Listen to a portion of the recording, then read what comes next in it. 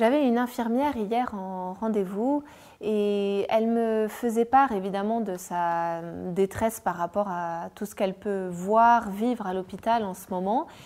Et en même temps, elle me disait, vous savez Camille, c'est étonnant parce que dans cette période qui est si difficile, pourtant c'est la première fois que j'ai l'impression d'exercer mon travail de façon aussi humaine.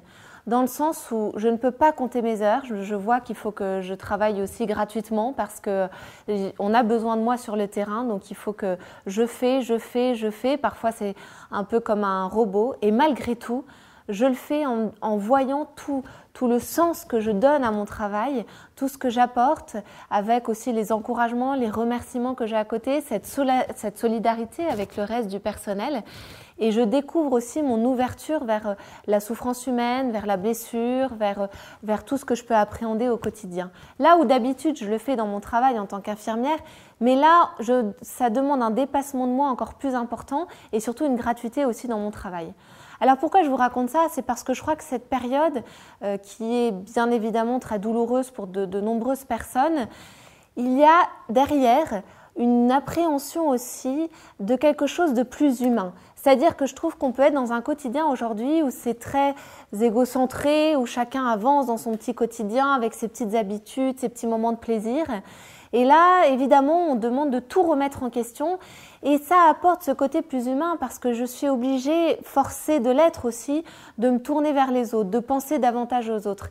Et si je vous dis ça, c'est que le confinement, on pourrait se dire que c'est justement une période très égocentrée puisqu'on est tous recentrés sur nous. En fait, je crois que pas du tout. C'est un dépassement de soi déjà pour obéir aux règles qu'on nous impose pour le bien-être de tout le monde. Parfois, dans des familles, on est dans des petits espaces avec des enfants, il faut prendre aussi beaucoup sur soi, mais pas simplement. Vous qui peut-être êtes seul aussi chez vous, je crois que c'est un moment où ça peut vous aider aussi à une ouverture vers les autres.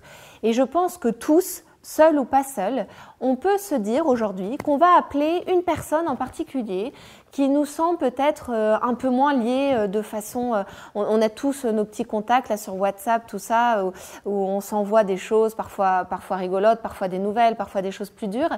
Mais on va peut-être essayer d'aller au-delà de ça, de notre petit réseau, et de penser à quelqu'un qu'on n'a pas contacté depuis longtemps, qui est d'ailleurs seul ou pas seul, peu importe, mais une amie, un ami, un proche qu'on n'a pas contacté depuis longtemps et on se dit en général oui ce serait bien que je le contacte et puis on le fait pas, on ne prend pas le temps.